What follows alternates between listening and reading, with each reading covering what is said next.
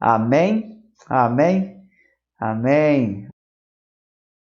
Mateus, capítulo 27. Aqui você sabe, nós encontramos nesta passagem o relato da crucifixão de Jesus. Mateus, capítulo 27, a partir do versos...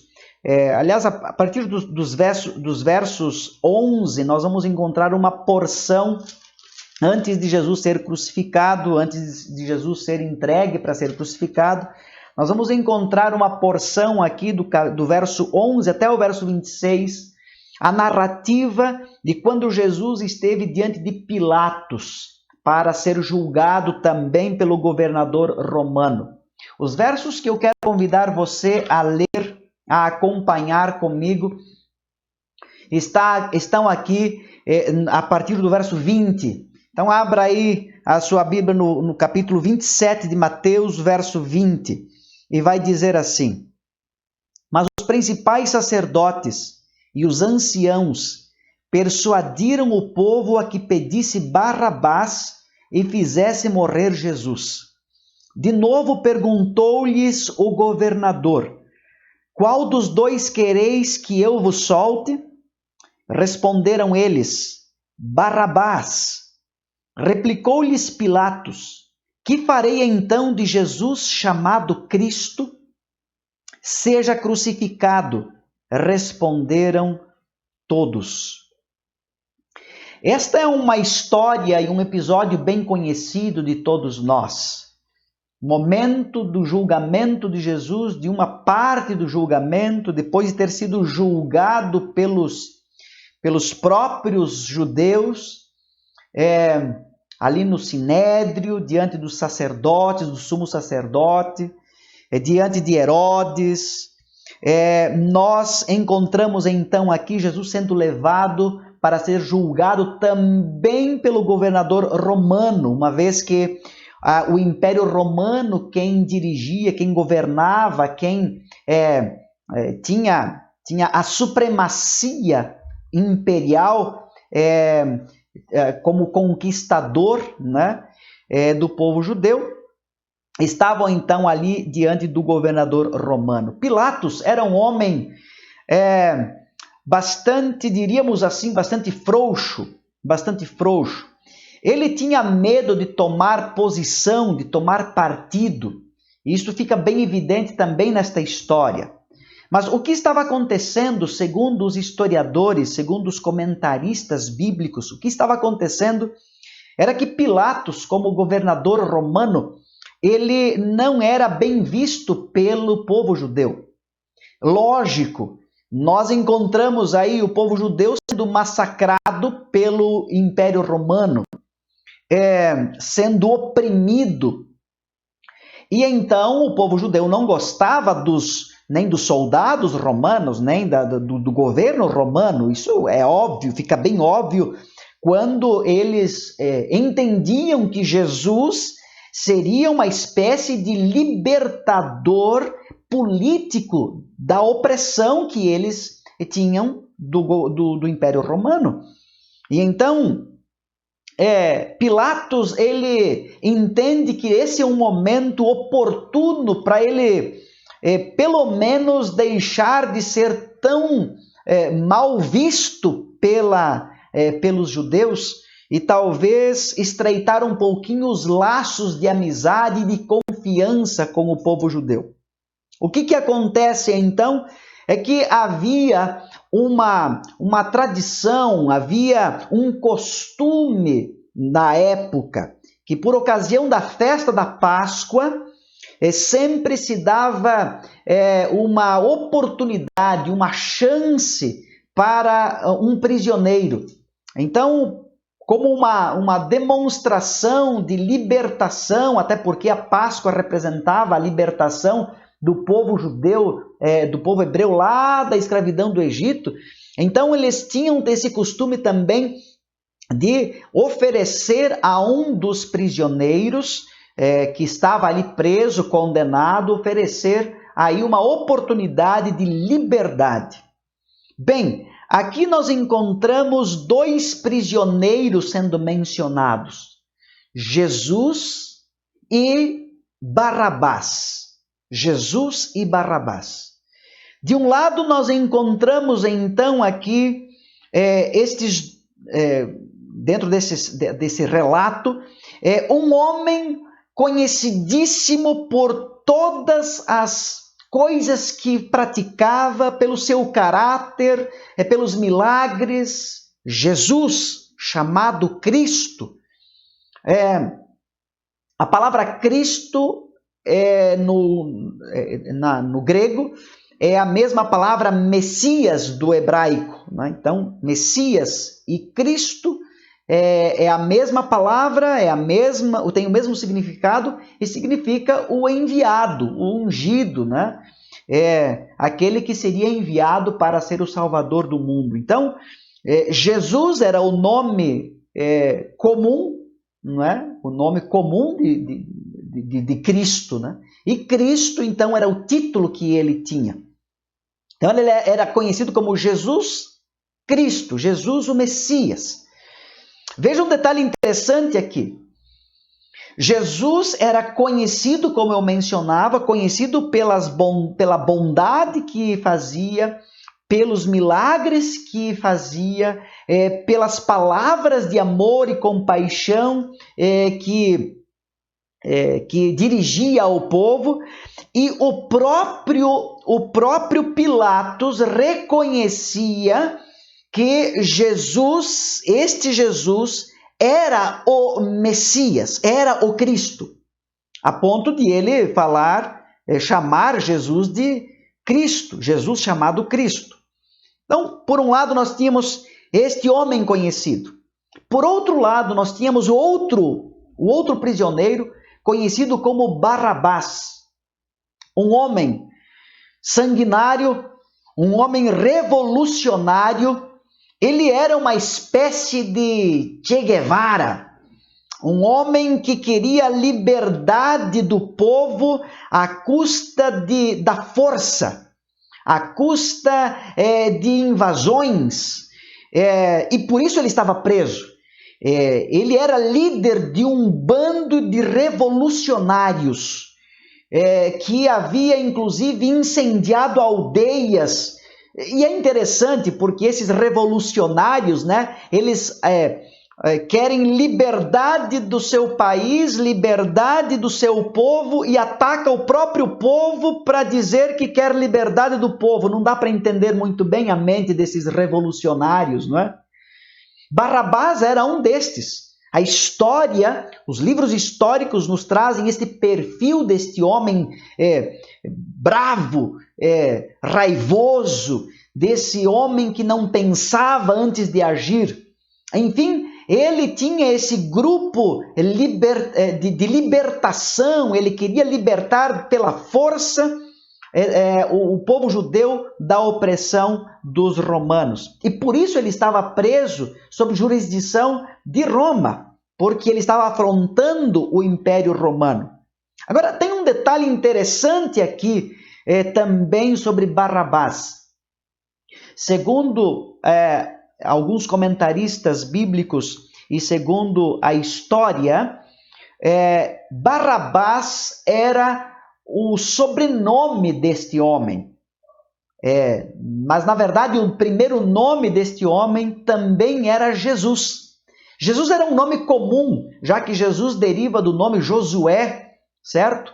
Então, assim como Pedro, Maria, João, não é? Naqueles tempos, Jesus também era um nome comum da época, que muitas pessoas usavam. A arqueologia tem demonstrado isto, né? Encontrando vários achados aí, encontrando várias coisas com as inscrições e com o nome Jesus. Jesus então, como um nome comum, segundo os historiadores, nós encontramos Barrabás também com o nome de Jesus. Que coisa interessante isso, né? Este é um detalhe, no mínimo, curioso. E por isso que quando Pilatos se dirige à multidão e apresenta os dois, Jesus e Barrabás, e quando o povo pede que solte Barrabás, a pergunta que Pilatos faz aqui no verso 22, conforme nós lemos, diz assim: replicou-lhes Pilatos: que farei então de Jesus chamado Cristo? Já que vocês querem que solte Jesus chamado Barrabás, o que eu faço com o Jesus chamado Cristo? Esta talvez tenha sido a pergunta mais importante de toda a vida de Pilatos. Que farei de Jesus chamado Cristo? A multidão gritou: seja crucificado, seja crucificado. Pilatos, covardemente, porque já havia sido lembrado pela esposa, de que a esposa não conseguira dormir na noite anterior com um sonho dizendo: olha, este Jesus, o Cristo, Jesus chamado Cristo, é inocente. E a esposa de Pilatos havia até falado com ele: olha, não tenha nada a ver com esse justo, não suje as mãos por este justo. E foi por isso que Pilatos lava as mãos, né, como uma forma de dizer assim: eu estou lavando as mãos, eu não tenho nada a ver com a condenação, porque ele é justo, ele não tem problema nenhum, eu não tenho nada a ver com isto. Vocês é que são culpados de tudo isso, né? Então é bem interessante esta ideia, né? Agora, interessante a pergunta, nós voltamos então a esta pergunta que Pilatos fez: que farei de Jesus chamado Cristo? Essa pergunta, ela está diante de mim e de você hoje. Que farás de Jesus chamado Cristo? Esta é uma pergunta importante. Analisando a nossa situação e a nossa condição, nós jamais deveríamos esquecer quem é Jesus e o que ele pode fazer por nós, o que ele é capaz de fazer por nós. Se você for um pouquinho para frente, lá no livro de Romanos, na carta de Paulo aos Romanos, no capítulo 3, abra aí sua Bíblia em Romanos capítulo 3, e o verso 23 vai dizer assim: pois todos pecaram e carecem da glória de Deus. A verdade é que todos nós pecamos. Quando aquela mulher adúltera foi levada diante de Jesus, onde os seus algozes, os seus acusadores pediam que ela fosse executada, e de fato, na lei dos judeus estava escrito de que se alguém fosse apanhado em adultério, esse alguém deveria ser apedrejado. Deveria morrer por apedrejamento. Eles não estavam pedindo algo a mais de Jesus. Eles só estavam querendo encontrar uma forma de acusar Jesus. E de fato, quando Jesus faz a pergunta, ou faz a proposta, né? Quem não tem nenhum pecado que atire a primeira pedra. Esta proposta, esta colocação, este pensamento deve permear o nosso pensamento hoje também. Quem não tem nenhum pecado, que atire a primeira pedra. Nós temos pecado. E qual o resultado do pecado? Qual é a condição de quem é culpado? Romanos 6 e o verso 23. Porque o salário do pecado é a morte, mas o dom gratuito de Deus é a vida eterna em Cristo Jesus, o nosso Senhor. Amém por isso? O dom gratuito de Deus é a vida eterna por meio de Cristo Jesus, o nosso Senhor. Algumas pessoas creem que podem sair dessa condição sozinhos, sem a dependência de Cristo. Se você olhar para Provérbios capítulo 20, abra lá sua Bíblia em Provérbios, no capítulo 20, nós vamos encontrar aqui uma declaração muito oportuna.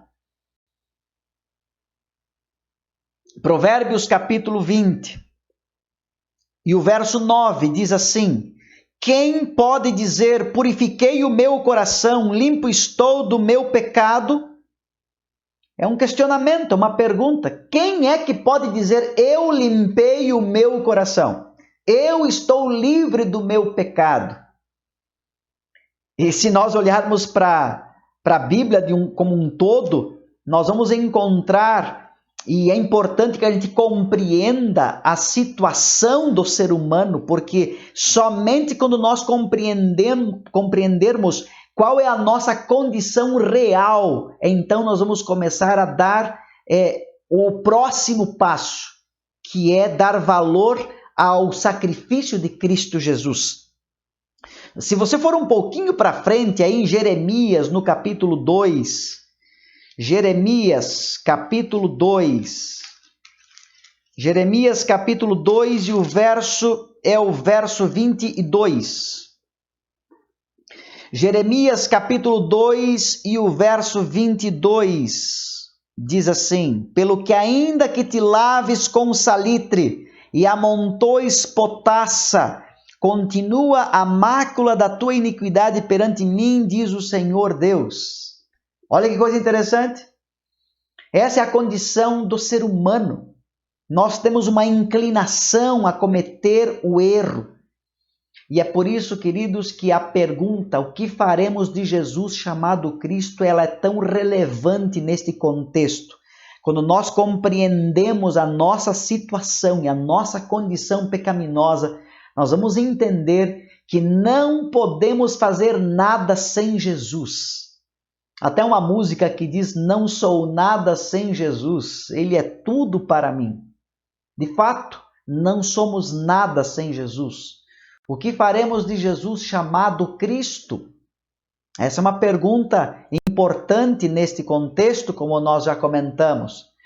Se nós olharmos um pouquinho mais à frente, em Hebreus, vamos lá para Hebreus agora, no capítulo 9, Hebreus, capítulo 9, nós vamos encontrar aqui outra declaração importante agora, dentro da necessidade que nós temos de depender de Cristo, depender de Jesus chamado Cristo, o Messias, aquele que veio para morrer por nós, aquele que havia sido prometido lá no Antigo Testamento e agora revelado no Novo Testamento. Nós encontramos em Hebreus, no capítulo 9, e o verso 14. Hebreus, capítulo 9, e o verso 14, diz assim: muito mais o sangue de Cristo, que pelo Espírito Eterno a si mesmo se ofereceu sem mácula a Deus, purificará a nossa consciência de obras mortas para servirmos ao Deus vivo. Ainda que amontou as potassas sobre si, a sua iniquidade ainda permanece perante mim. Quem é que pode dizer, limpo estou do meu pecado, já purifiquei o meu coração? E então o verso 14 de Hebreus capítulo 9 nos dá a resposta a quem devemos e a quem podemos buscar para isso, onde vai dizer assim, que Ele, Cristo Jesus, se ofereceu sem mácula a Deus. Ele purificará, Ele nos purificará. E agora, purificados por Cristo Jesus, em nome de Cristo Jesus, pelo sangue de Cristo Jesus, nós podemos então ler que está no capítulo 10, no verso 22, que quando diz assim, aproximemo-nos com sincero coração e com plena certeza de fé, tendo o coração purificado da má consciência e lavado o corpo com água pura. Amém? Guardemos, diz o verso 23, guardemos firme a confissão da esperança sem vacilar, pois quem fez a promessa é fiel, é fiel. Olha que bênção espetacular! Quando nós comparecemos diante de Deus com sinceridade de coração, diante de Cristo Jesus, quando nós aceitamos a Cristo como nosso substituto para que o pecado que nós temos seja coberto pela justiça de Cristo. Pela justiça de Cristo. Que bênção é esta mensagem, não é? É bom lembrar disso sempre. Nós somos pecadores, sim. Temos um instinto a fazer o que é errado. Temos um vírus do pecado dentro de nós. Mas Cristo nos purifica de todo o pecado. Cristo nos dá a chance de recomeçar e termos uma nova vida através do seu sangue precioso. Que farás de Jesus chamado Cristo? Lembre-se da substituição quando Deus se apresenta a Abraão e pede agora que Abraão sacrifique o seu único filho, Isaque. Abraão, acostumado a obedecer, ele não titubeia, ele não indaga, ele tinha fé, ele tinha a certeza de que Deus estava pedindo algo para ele que o recompensaria com algo muito maior e muito melhor. Ainda que isto significasse oferecer o seu único filho, o filho da promessa. O filho da promessa. Abraão então toma agora o seu filho e vai para o Monte Moriá, onde Deus havia indicado o local, onde Deus havia falado para ele ir, para ali sacrificar. E então, depois de arrumar a lenha sobre o altar, depois de explicar para o filho o que estava acontecendo, ele coloca Isaque sobre o altar. Pega o cutelo, a faca, a adaga, e levanta bem alto para matar o filho. E quando ia ferir o filho com força, em obediência, com confiança, com uma fé fenomenal, a Bíblia diz que o anjo de Deus segura a sua mão e diz: não mates o rapaz, não estenda a mão sobre o menino, porque agora eu sei que tu não me negastes o teu único filho. Deus não suportaria ver a angústia, a tristeza de Abraão, mesmo tendo fé, mas tendo que matar o seu único filho. Mas este mesmo Deus, quando me viu e quando te viu, na condição que nos encontrávamos, ele não negou o seu único filho. Porque Deus amou o mundo de tal maneira que deu o seu único filho, o seu filho unigênito, para que todo que nele crê não pereça, mas tenha vida eterna. Que amor! Que amor precioso! Eu quero ler para vocês o que está no livro Desejado de Todas as Nações, na página 25. Ellen White, ali, tratando a respeito da morte de Cristo, da morte substitutiva de Cristo Jesus, ela escreve o seguinte, preste atenção neste trecho, onde ela diz assim: Cristo foi tratado como nós merecíamos, para que pudéssemos receber o tratamento a que ele tinha direito. Foi condenado pelos nossos pecados, nos quais não tinha participação, para que fôssemos justificados por sua justiça, na qual não tínhamos parte. Sofreu a morte que nos cabia, para que recebêssemos a vida que a ele pertencia. E aí ela cita Isaías 53, verso 5, pelas suas pisaduras fomos sarados. Amém? Eu vou ler de novo este pensamento, esta ideia. Cristo foi tratado como nós merecíamos, para que pudéssemos receber o tratamento a que ele tinha direito. Foi condenado pelos nossos pecados, nos quais não tinha participação, para que fôssemos justificados por sua justiça, na qual não tínhamos parte. Sofreu a morte que nos cabia, para que recebêssemos a vida que a ele pertencia. Pelas suas pisaduras fomos sarados. O que farás de Jesus chamado Cristo? Assim como Jesus se apresentou diante do povo e diante de Pilatos, naquele dia, naquela sexta-feira, bem cedinho, ele se apresenta a mim e a você hoje, todos os dias. A pergunta que Pilatos fez é a pergunta que eu e você devemos nos fazer.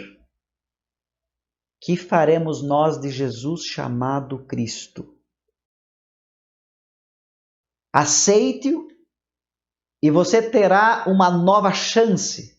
Você terá evidências e esperança de uma nova vida em Cristo Jesus. Aceite-o e você terá realmente um motivo para viver. Rejeite-o e você não terá mais esperança. Rejeite-o e você vai viver com o fardo dos pecados sempre diante de ti.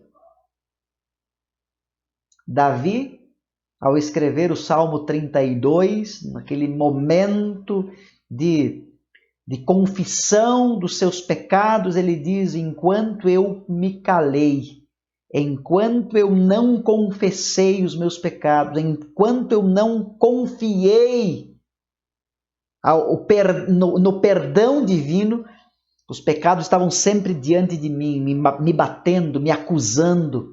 Mas quando eu confessei os meus pecados, minha vida foi transformada.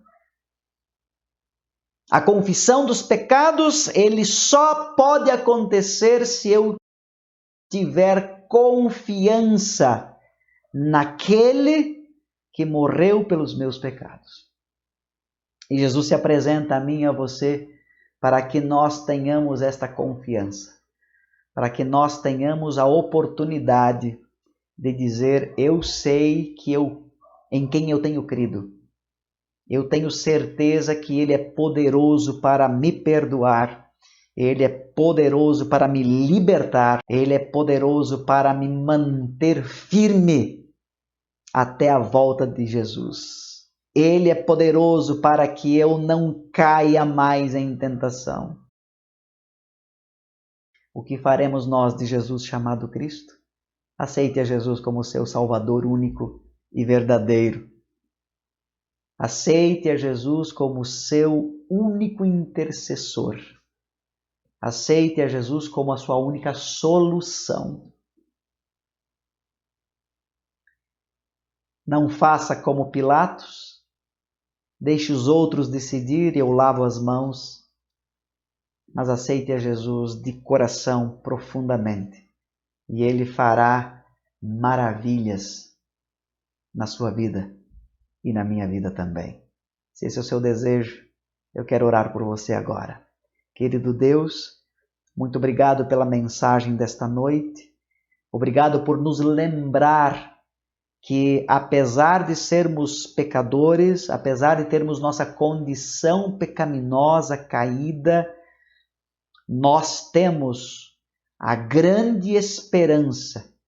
E pela fé nós nos agarramos nesta esperança. A esperança de que o sangue de Cristo é mais que suficiente para nos limpar, para nos purificar e para nos dar uma nova vida, uma vida de santificação, uma vida onde nós podemos ter forças do céu para não cair em tentação. Nos dê a tua graça e a tua bênção ao respondermos sim a Jesus Cristo. A Jesus o Cristo, a Jesus o Messias, o enviado, o Salvador. Que o Espírito Santo nos dê sempre a oportunidade de reconhecer, pois é Ele que nos ajuda a entender, a sermos então convencidos do pecado, da justiça e do juízo, que este Espírito Santo nos dê a oportunidade de reconhecermos nossa condição, mas reconhecermos que em Cristo Jesus nós somos muito mais que vencedores. Derrama a tua bênção sobre todos os teus filhos e filhas que nesta noite aceitam mais uma vez a Cristo Jesus como seu intercessor, como seu Salvador. É em nome dele, é em nome de Cristo que nós oramos. Amém e amém.